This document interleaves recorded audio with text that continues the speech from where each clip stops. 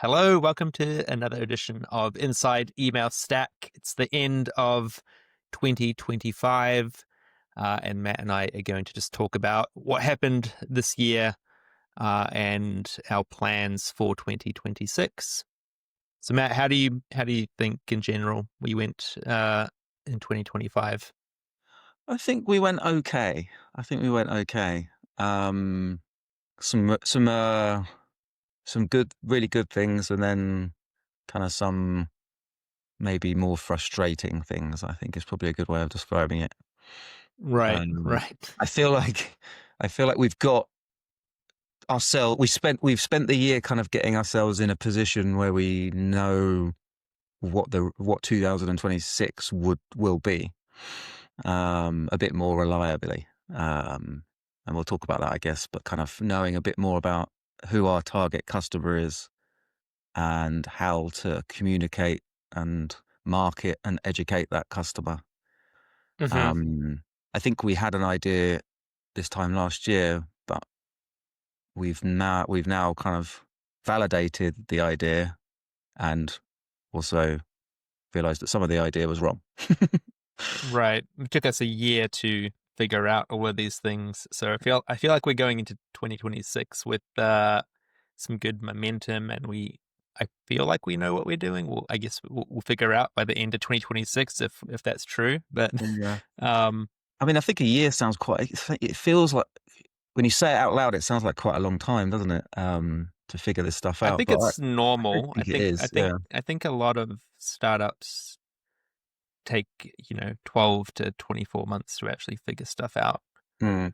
Um, I mean, we can talk about like what did we what went wrong this year. I think one of the biggest ones is probably Email of Pro. Probably Yeah. we probably just wouldn't have built that if we, in hindsight, Mm. like we put a lot of money, a lot of time into it, and it was actually a distraction that we could have spent. We could have spent that money and time on the Figma plugin, which is our main business, and so that was probably the biggest mistake we made in 2025, right? I think so. Yeah. I still think I'm still holding on to the hope that Pro is going to have benefit at some stage. And we might not even be seeing it right now, and it still is. But that's maybe a bit Yes, of I a mean, kind I of think it's not a complete loss because no. it's now a free product. It drives people to our website, and probably long term, that's a good reason why people Yeah. will sign up to emailup.com and discover the Figma plugin. So it's not complete, like that product doesn't exist anymore. It still exists, and it's actually got benefits to us. So that's, I guess, the silver lining. But Yeah. um, probably we wouldn't have built it No, in I agree. hindsight because we could still, yeah, we would still be getting like lots of traffic, and we could have spent that money to like push the AI features for our Figma plugin through faster than we did. Yeah, exactly. Yeah, no, I do agree with that. I do agree. Yeah, and Like we could have AI features in the plugin now, but now, we are yeah, still working on those, and I think we're yeah, going to release them in January, hopefully. yeah. Um, I think the kind of digesting it further around Pro and what kind of what we were thinking, um, adding additional revenue streams into kind of emaillove.com as a product or as a revenue stream, was probably kind of the bit that we got distracted on, if you see what I mean. Is kind of, hey, we've got all of this data, we can create these reports, and hey, this competitor does it, and they charge this amount of money, so why can't we do that? But it means that we've added another way for someone to kind of spend money on the site. The whole point of this, actually, a lot of the site is that it is free, well, like we inspiration. created confusion because And now we can people are create like, confusion. "What Yeah, is Pro? What is the Figma plugin?" Even now, I think there's still. yeah. Um, And I I mean, think that's it's more quite. clear now, but I think it's quite common for people to do that. Like if you're you have a SaaS product, you kind of come out with loads of different features for the product, Hmm. and then kind of water down the main feature and create distractions and create more things that people have to think about. And I kind of we almost did the classic thing there of building too many features. Um, but I also think it helped us figure out that the plugin, is where the opportunity lies from a product point of view. With kind of building the first main product of Email Stack and getting revenue from that, because um, that's what we know we can invest in much more, and it's got a bigger. We can get more customers basically, which means we can get more revenue. Right, is a bigger product. Yeah, yeah. I think the lesson is you need to focus on growing that one thing, and then once it's to a certain size, then we can start looking at other products or Yeah. other things. Although Jack just introduced another idea into my head, another distraction, job board, and I was like, I this could saw. I be saw. yeah. You can see I the saw. wheel spinning in my Yeah, head, yeah, and I'm yeah. And I like, saw it. And I saw it. I saw it and thought, "Oh, that's going to get Andy going," because he's already. We've already talked about that as a potential revenue stream for the plugin, right? Sorry, for Pro, not for Free My Love, not the plugin. I think Um, his idea is for people listening, he wants to put a job ad in our newsletter, which actually that's easy. Like we can do that yeah. and see if it works and offer that as an option.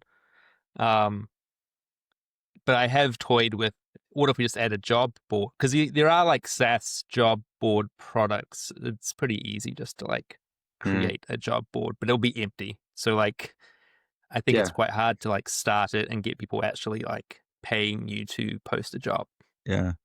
My natural reaction is it's not something I like as a natural reaction. I don't like it, but I've got to ignore that kind of natural reaction, because when someone who is an Email Love customer, and I know that he has an RSS feed of all the new stuff that goes on Email Love piped into his Slack in his company. Oh, he's the one who. Okay, I didn't realize Yeah. it was him.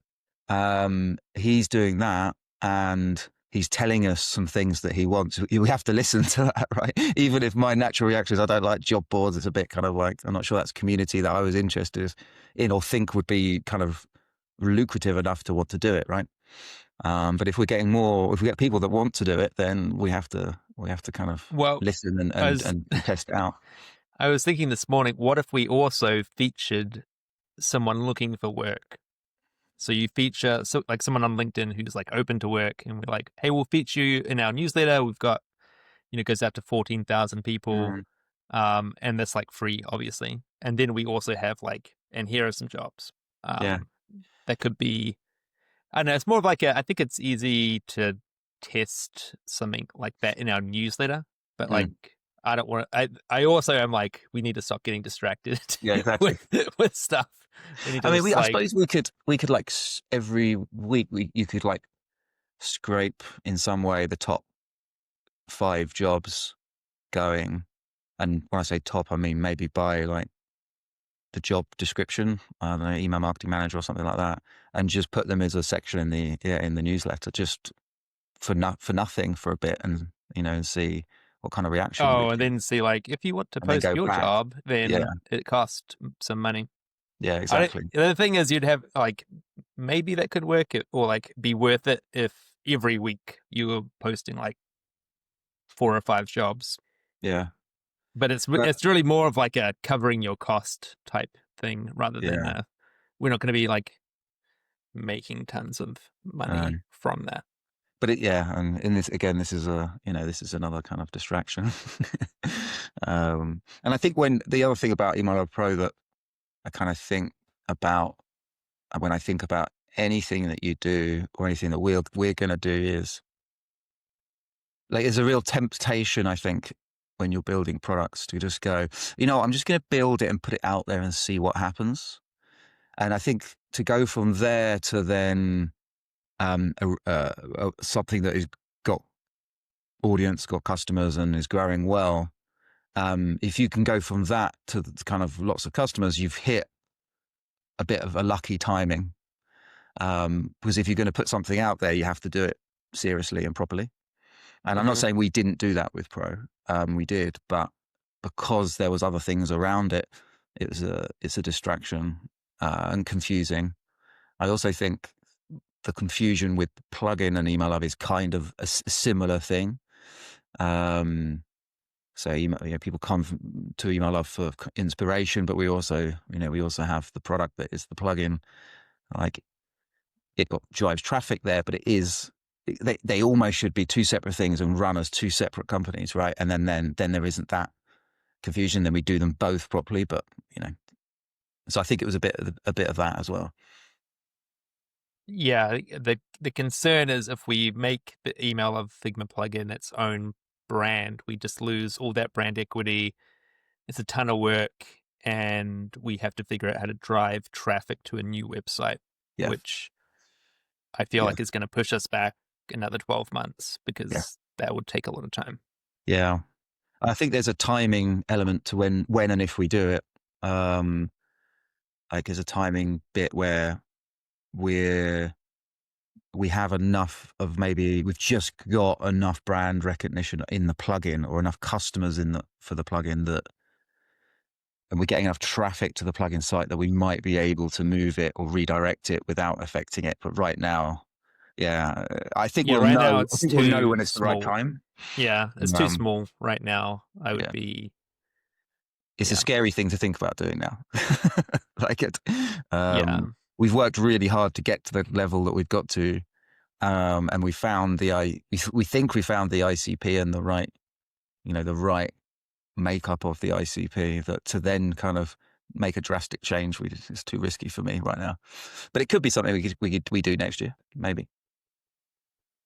Yeah, it depends how it goes. And we can Mm. kind of share some numbers on uh, what we've done. I did a blog post. You are all welcome to, uh, let me just set the format to read this. This is on our blog. So this year we grew from $500 MRR to $3,000 MRR, which sounds not that great. Although I was looking at Tally. Tally is a like a Typeform competitor, and they took a year to get to $5,000 MRR, and I think now they're at like $3 million ARR or something like Mm. this. So Mm. that made me feel better, Yeah. because it is possible to. The first 12 months are going to be slow, um, and it has been slow. We are adding a few customers every month, but we're also churning a few. Um, Partly because I think people who shouldn't be using the plugin are discovering it, trying to use it, and then churning, which is like fine. But we also have found who the ideal customer profile is, and those Yeah. people do not churn. So, uh, 2026, we need to figure out how to filter out the bad fit people and focus on the ideal customer. But it's not quite the whole story because our revenue was around $220,000 in profit was $110,000 with a 44% margin. So MRR is only 3K, but we're doing 220 in revenue. So that the difference is we sold enterprise deals. So we started off in 2025 um, with a very basic like enterprise package that was like probably priced way too low. It was priced way too low. And we figured out a fairly good package by the end of the year, and we did sell that to like some enterprise brands, like brands that we don't have permission to say their names, but brands that you would definitely know. Um, and we do have annual contracts with those enterprise brands. The enterprise package includes a design system, onboarding, training, Slack support, and we're kind of still tinkering with how that should look in 2026. But Mm. um, I think if we were only at 3K MRR and we didn't have the 220 in overall revenue, I'd be like, we should just give up. This is not working. I don't know. the enterprise deals were definitely like saved us in I think it 2025. made, yeah, it saved us, but also, yeah, I don't know if I would have gone as far as to have given up. But I'd definitely be questioning, have we got the right thing? But I do come back to it, to the competition, right? What's out there now? We know how well one or two of the plugins are doing, and they're exactly where we want to be. So what's the difference between what we're doing and what they're doing? Right? We just haven't quite found that like thing that makes it kind of grow a bit quicker. But also, is that thing time? Does it just needs that time for the brand recognition to get out there, for us to, to get in the places we need to be, so we are found when someone thinks, oh, there should be a plugin to do this, or I need help with my email code from Figma and all that kind of stuff. Because the other plugins are what, 4 or 5 years old, so they're Yeah, they ahead definitely of us have time. first mover advantage, and Mm. it's amazing that people don't like you. You kind of think like, oh, people must know about us, but they don't. Like they, Mm. they, they No. legitimately, even people who are like in the email space who Yeah. you think know emaillove.com, they're like, I don't know Yeah. emaiillove.com, and Even it's people like, who know us and have like see us on yeah, LinkedIn still personally, don't know what the plugin does. Yeah, and I think that does take time, and I do remember that with, with Kick Dynamic, it's kind of, it just built up, and I think we won't realize when it happens. If you see what I mean, it's going to be, it's not going to be like we wake up one morning, it's just going to slowly continue to kind of yeah, grow a little bit. incremental Yeah, growth. How long did it take you to grow Kick Dynamic to like a good MRR? it took us Like 2 years, three it took years? us 2 years. Yeah, it took us 2 years. Our model was slightly different, right? Because we were 12-month contracts. So they were obviously take a bit longer to close generally. We did a few free trials, free paid for trials, free kind of a few proof of concepts, which helped us get through the door. We wanted to get rid of those quite quickly though, because they're so much work and not doesn't guarantee that you're going to get into 12 months afterwards. But we also we use partners, and that's one of the strategies that's working quite well for the plugin as well. And I think one of our first presentations was via a partner to a big brand here in the UK that then became a customer. So that helped with the kind of recognition side of things. So and we're doing a bit with that with the plugin, right? With helping Braze and Iterable and other ESPs. So I think that helps for sure. Yes, and that'll be a big part of 2026 is adding more integrations and trying to build the partnerships directly with Yeah, the ESPs that like some of them may not have the best email building experience as well. So I feel like, we can be a viable alternative to customers that are using those products. yeah, Um, yeah, so I think next year I do plan to change the pricing. I probably won't show it right now, but I think that could make it'll be interesting how that changes things. Mhm. Going to offer some more expensive tiers in between what we currently offer in the enterprise package. And then we do have AI coming out in January, so Yeah. it'll be interesting if that. Obviously, I think that'll get us some people like looking at what we're doing and testing it.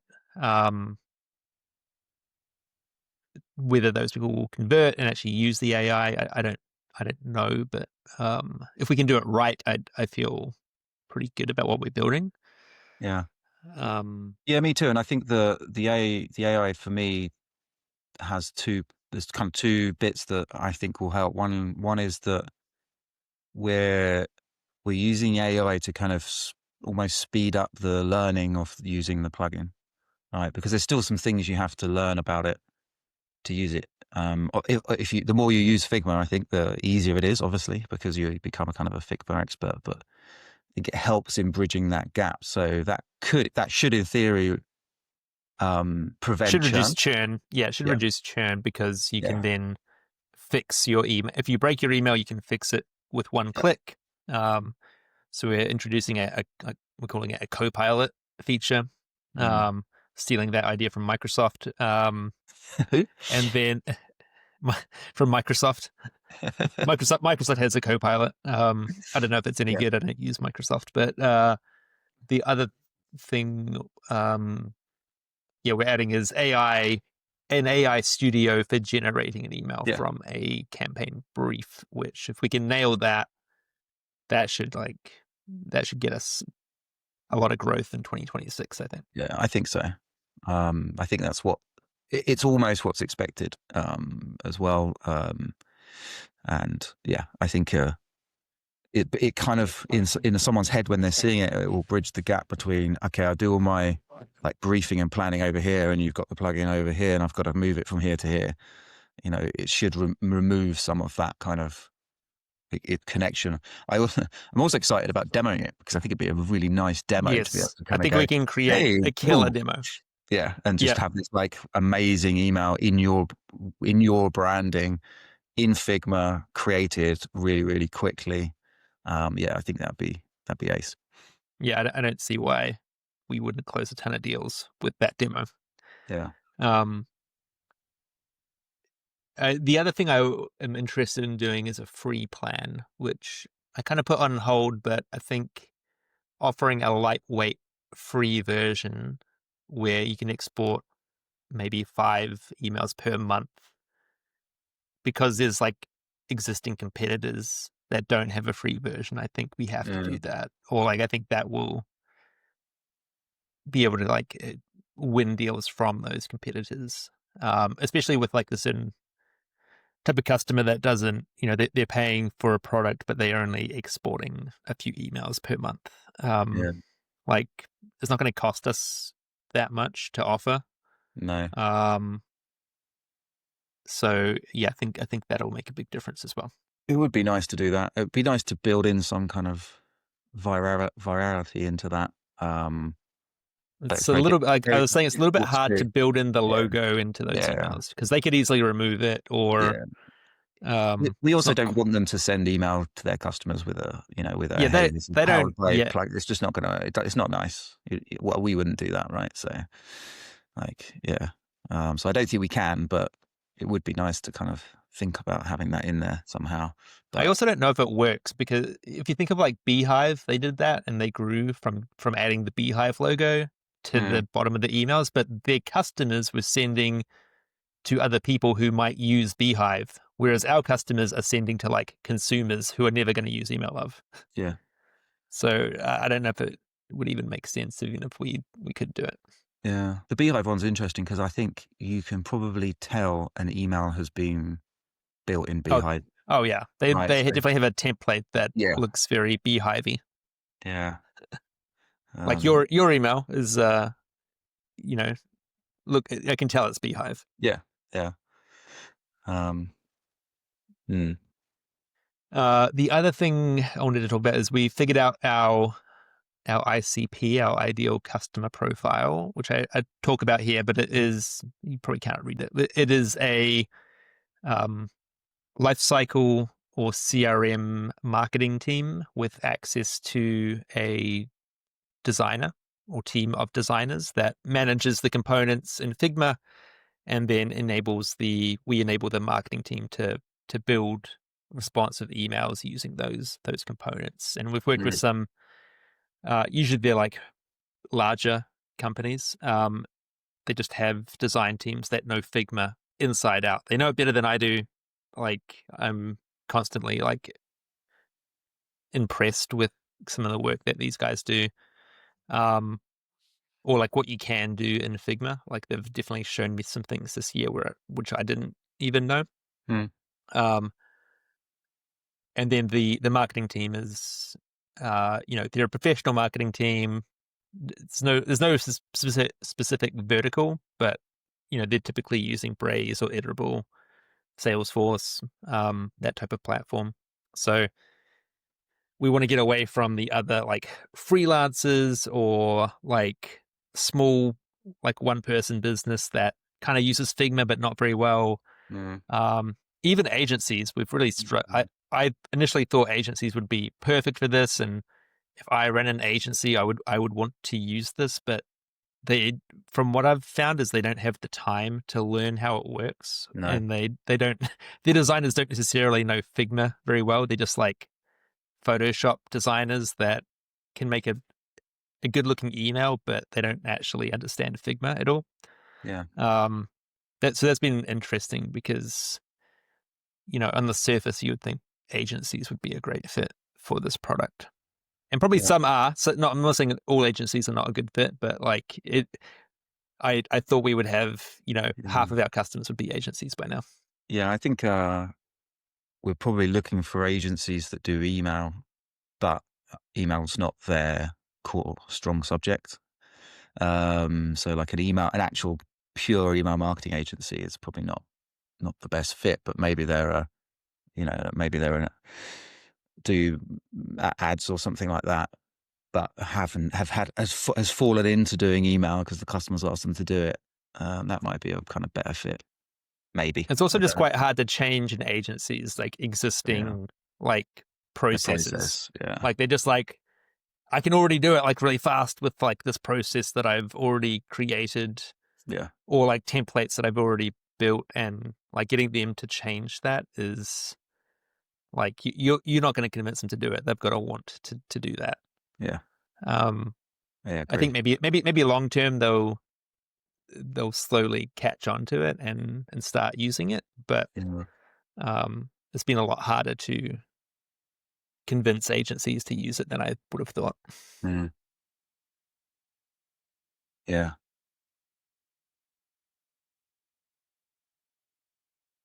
So yeah, that's pretty much 2025. It's been a lot of ups and downs. What do you think we should do in 2026? Well, there's one thing of 25 that we haven't talked about, which I think is good to talk about, and that is that we did our first Email Love event, Yes. um, which was a meetup, drinks in a bar, jazz bar in London. And I thought it went for the first one. I thought it was really good. We had a good show, good kind of turnout. Would have liked probably a few more of some people that said they were coming to be able to make it. But I that was wondering if we should have charged people to come, because because it was free. It was kind of like, if it's free, then it's like, well, yeah. I don't feel like it, so I'm not going to go. But if you're paying for it, you're probably more likely to come along. I mean, we took this kind of approach of it's free, it's super relaxed, come along, have a drink on us, etc. And I wonder whether that And customer then IO. Thank you, customer and IO. Customer IO, sorry, can't forget Customer IO and Enchant, And um, in chat. and Phil and Chant, yeah, and the team. But I think maybe if we were a bit more serious might not be the right word, but we were a bit more kind of like, hey, we're going to just have this person speak just about email or something like that, just to kind of, so there's something else Mhm. for people to go to rather than, oh, it's just drinks. I've got busy, or I'm tired. I'm gonna go home or whatever. If there's something else, but I do think we should do another one in 2026, and something a little bit bigger, whether it's like a half day. Part of me wants to dive straight in and just do a full kind of day conference event that we run, but I think that's probably too much for our second attempt. Um, so yeah, I do want to do something next year. I think it's a good thing to do. Yeah, I think it got a couple of thoughts. Either we do something like a smaller afternoon type event with speakers and then drinks, Yeah, um, or we do something that's tacked on to a larger event. I like the idea of doing that as yeah, well, where it's yeah, like HubSpot's doing a conference, or whatever it is, like the Iterable conference or Braze or something, where our ICP is going to be at that event. Um, and then we do like a small, maybe it's in collaboration or it's part of the event and we sponsor it. Yeah. But I think that can work really well because Yeah. they're already in town, they're traveling for work, and then we kind of do something alongside it. Yeah. I've had a few people talk about that there isn't a conference, an email conference that's really dedicated to design. It used to be. Yeah. It was literally called the Email The Design design Conference by conference. Litmus. Yeah. Should we just Um, steal that name? We could just, maybe. I just mean, I bring doubt it, they've got, because you know, I don't think Litmus has a trademark on it. no. And then the other is having a conference or at least presentations at the conference where people actually show what AI they are using in email. Because I'd love to have a brand or various brands. So maybe an apparel brand, a travel brand, and even a B2B brand. Just kind of go, this is actually what we're using AI for in email, and kind of go through that process. Because I think a lot of people need a little bit of help to figure out, including us, like what is actually being used and what's not, what's working, what's not.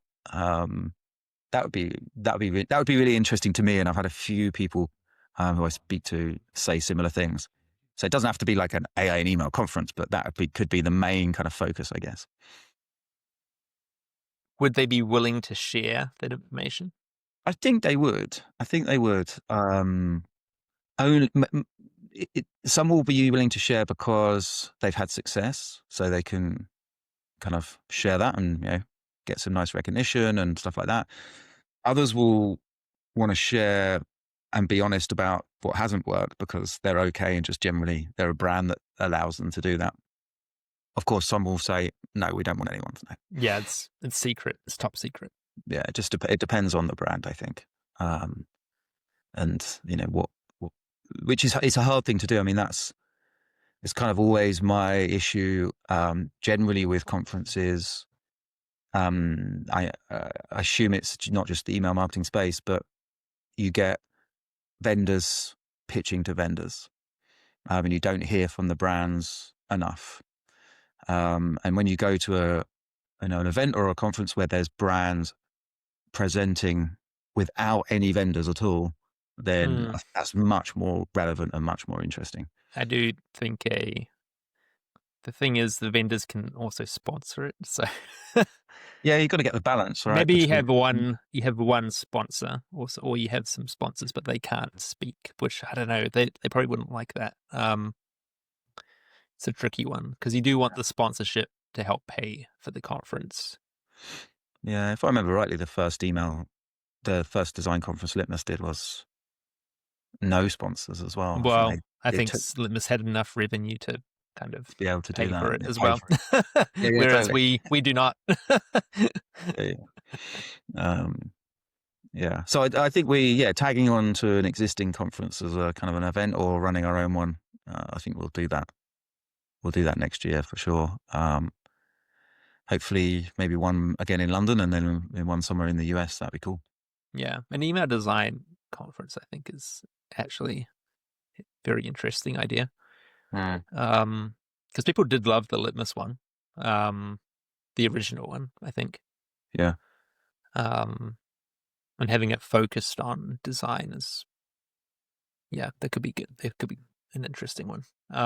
Is what Limus were really good at in that stage of their company. I think was there was a real fear of missing out if you didn't go, and they made it like a real honor to get chosen to speak as well, and like apply to become a speaker, that kind of thing. And they did it in a way which you believed.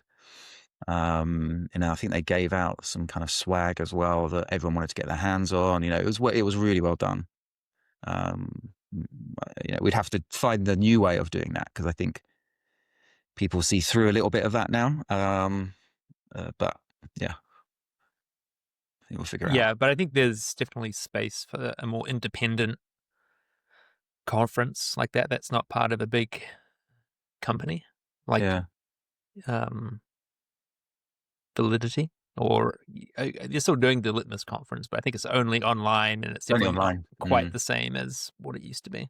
No, no, um, no. And then the other thing for next year that I'm kind of looking forward to and seeing is because we're doing all these different things to grow emaillove.com and to grow the plugin.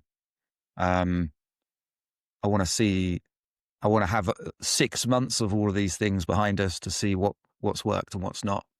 Because I think the way that we're doing it is really interesting. I think it's the new way to grow B2Bs, especially those that are more product led than sales led. So I want to see the effect of what we're doing, um, in the future. And hopefully that is good. We're going to see the growth, right? Assigned to the stuff that we're doing. Yes, yeah, I think 2026 will be the proof. I think we think we know what we're doing, but but we still need to prove it out. Yeah. December's definitely been very quiet, which maybe is just because that's normal. People are not really buying B2B software around Christmas, but No. um, yeah, we'll see in I think January and February if all the webinars, the ebooks, all the content that we're doing is paying off through kind of leads and meetings and things like that. Yeah, I think it takes there's a bit of time. I'm sure there's um, there's people out there now that are educating themselves and learning about our plugin, and maybe trying it and have been on the webinars and are looking around and thinking, yeah, okay, this could help us, but they're not, as you said, going to do it today, right? They're going to do it in January, because they don't Right. want to change their process now, or they don't want to. It's like, why investigate it now when I'm, maybe going to take a bit of time off or whatever it might be. So, yeah, I think that's the case. Um, so yeah, to see how that goes from January onwards, it's going to be really interesting. Yeah, yeah, and I mean, hopefully we're seeing steady increase in the MRR, and then uh, enterprise is still probably our biggest opportunity in 2026 in terms of closing some really big customers. And I would hope to see our revenue increase significantly next year. Yeah, yeah, definitely. It's going to be really interesting. I'm looking forward to it. Um, yeah, it's been definitely a year where we've been spending a lot of time figuring stuff out, which can be really, if anyone's doing it now, it can be very frustrating. But Well, I think um, the thing that's slowed it down is the market's changed. There's AI. There's all this other stuff that's out of our control, right? Like yeah, you came into the year thinking this is how we're going to close deals. So we're going to send cold emails. I'm going to do LinkedIn outreach, and with AI spam, people just aren't responding to no, any of that stuff anymore, right? yeah, and LinkedIn. Yeah, with AI spam, they aren't responding to that. There's so many different products out there that people are trying to sell and trying to push.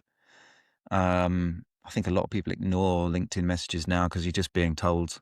I mean, we I get definitely, I definitely ignore every LinkedIn. If you send me a message on LinkedIn, I will not respond. especially if you've connected relatively soon. Before the message. Mm. Most of the time, we getting sold opportunities to buy leads and get leads for us. So that's what we get. Yeah, I I get get like a ton messages of about. like, I'm going to help you grow your startup, and Yeah, here's how we. And often it's like, I'm going to use AI to spam people, which yeah. And LinkedIn's gone a bit weird as well in the last couple of weeks. they definitely Where change stuff on LinkedIn, yeah, right? the amount of people that kind of react or comment has gone down, and I Mm. know that other people see the same. But actually, the visibility is still there, so it's interesting that. But I think that's LinkedIn's done that on and off for the last like 2 or 3 years. Like, it keeps changing it. Everyone complains, and it kind of comes back again. And but if you're creating quality content and you're putting it out there, through all of, through LinkedIn, on YouTube, on the site, it will all kind of accumulate to, reaching the dream customers, and then turning them into opportunities and customers for sure. Yeah, yeah, exactly. Yeah. I keep seeing things about Clay and like, use Clay to like, and then what was it instantly? Like all these Yeah. tools apparently like doing really well to basically spam Yeah. people. I just can't imagine people were actually getting results from these products. I'd love to know if they are, because we see it all the Please time. reach out if you are. We Yeah, would. exactly. Do, because we see it. We see it. People promoting that they do. Obviously, you've got to take that with a pinch of salt, right? Um, but then when I have conversations with people that are growing, that work at, B2B companies, small ones and medium-sized ones, they're all reporting the same thing, and that's that the response to cold, whether it be email or calls, is a lot less than it was. So who do you believe? Yeah, and that's the frustrating part, is kind of, you've got to really only know, you've got to try it yourself. And I think a good B2B marketer now is one that can run lots of different experiments quite quickly, to to be able to then see what's working and what's not working. You've kind of got to be a growth marketer, don't you? Yeah, Even if you're building something yourself, you've got to learn how to be a yeah. growth marketer, which neither of us are really growth marketers either. So Not it's not an by like, easy. no, but what we are good at, is that you can run those experiments. I'm not afraid to do it. Don't have to kind of know all the answers, know everything. It doesn't have to be perfect, which is what kind of good founders do. It's kind of, everyone's a founder because they've got a business idea, but the ones that really are the ones that put it out there and try and turn it into an actual company, right? So it's similar with the little experiments that you can do, with with different marketing, and that's why and I do think it's going to change. Clay, going back to Clay, they kind of coined the term, the GTM engineer. Yeah, growth engineer, Growth or engineer. go to market engineer. Yeah, Yeah, which I do kind of like. And the other one that I'm seeing more and more come up is kind of companies are hiring a head of AI, and it's in the similar kind of, thing where it's okay. I need someone who's full time, making sure everything is, everything, we're utilizing AI in the right way for our company, where it means we're servicing our customers in the right way, we're getting more customers, and everything's efficient. Um, so I think you're going to see a lot more of that, for sure. And I think us doing YouTube, stuff, which we're doing now, I think it's different for us, because I think we're not used to being on screen, as much as maybe others. But I think B2Bs have been sleeping on YouTube a little bit. I think it's a really good way of generating, um, eyes, getting building a community, yes, I getting an agree. audience, getting, and it's almost a search engine. Like, some people do go to YouTube to say, how do I turn a Figma design into HTML, right? And they're using it almost as a search engine, and it does also. Or they Google it and the And it videos ranks. come Yeah, up very high. exactly. Like we've done some videos on very specific topics, and if you search them, it's Yeah, a our video, like 5 of our videos come up yeah. first. Which is why I think a good B2B marketer in 2026 is going to be one that is able to do lots of these different experiments, and also can create a decent, video on YouTube. It's quite hard. I find the video, I can't edit a video to save my life. Mm, So our videos are very raw, just recording, one take, no editing. mm, I think if we had budget, we would maybe hire an editor to yeah. make them a bit more professional and Mm. do an intro and an outro and put like, I'm not a fan of music, but put like some kind of Yeah. non-offensive music at the beginning. I think if I was a a B2B marketer coming into a business or starting a business, I think where I'd spend my money, one of the top places would be on an agency to do great looking video on YouTube. Editing it, as you said, putting the music in, making sure the thumbnail is the type of thumbnail that Yes. converts, Yeah. or experimenting with the thumbnail to see which one converts. Yeah. Like that's where, because you kind of go, oh, I need a CRM, I need an email, I need an ESP, and I need someone to make me ebooks and all that. I said, no, top of list should be someone to do video for you. Yeah. I mean, I did line up an agent, or did speak to an agency. Yeah. We could still use them in 2026. I just didn't want to spend the money. No, I think we need a bit more. We need a bit more ARR behind us before we start doing that, or we need to replace something that one of our other costs Right. if we were going to do it, which I don't think we're quite there yet. And I think I feel like it's like a process that you go through as well. It's like we start recording videos; they're quite raw. We're getting used to it, and then as we go, we kind of improve it, and we start playing around with different thumbnails and maybe some more shorts, and maybe we need a better setup. We'll have like black screen, like yeah, neon lights behind us, a massive, like bigger microphones. yeah. Well, there's a few like co-working spaces in London that, rather than having like a private phone booth that you go into, they've set up podcast studios, and That's a good idea. I think that's a really good idea. We could look at, I don't know how much it would cost, but we could look at doing something like that where we both go in to record a session. There's one company in London that does it in a van. It's like a truck, like a food truck, but like a YouTube truck. The problem with that is it has to be super soundproofed, which means it's really heavy, like and padded walls, and well, because especially in London, because there's a police car that goes past every 5 seconds. Right. So you have to park it kind of in a car park somewhere. Yeah, it doesn't quite work. But yeah, I think that's a cool idea. We should probably try that and see. I know they do it in a few places in the US as well, because I've seen them. So I'm sure in San Francisco, I can find somewhere to do that. So maybe next year you can look forward to more professional YouTube videos from us. But I think in the meantime, the content probably wouldn't change. It would just be kind of the marketing and the thumbnail and yeah, exactly. And then it would be us talking. A jingle to introduce us. Yeah, exactly. to annoy you, because most jingles are, or the beginning of most podcasts I find quite annoying. Yeah. The thing is, I one of the podcasts I follow is a guy called Greg Eisenberg, and he has a holding company. Oh yes, I know that. I hate his jingle. His jingle is like, it's so annoying. It's like sipping time, and it's quite jaunty.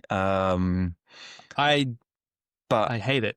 But he's and so it's well polished. But when you go into the actual video and watch the content, it's like what we're doing now. Yeah, it's just like this. Yeah. So it worked, and he's up to half a million. He's got like millions of. Yeah. So I think you just need this hook to get you in, and obviously the content needs to be good. And I think what we'll do as well next year, then maybe we'll get some guests on as well, and kind of have a conversation with someone that's doing something interesting that we can talk about. I think there's some more stuff that we can do as well, but the raw content I think actually is good. No, it's a good idea. I definitely like the idea of getting a guest in, maybe someone else who's building something in a similar space. I have a few names in mind. So yeah, it's a good idea. Yeah. Cool. All right. Well, we can wrap it up. It was good to chat, and we will let you know in later in 2026 how this is all going. Cool. All right. Thanks. Bye. See ya.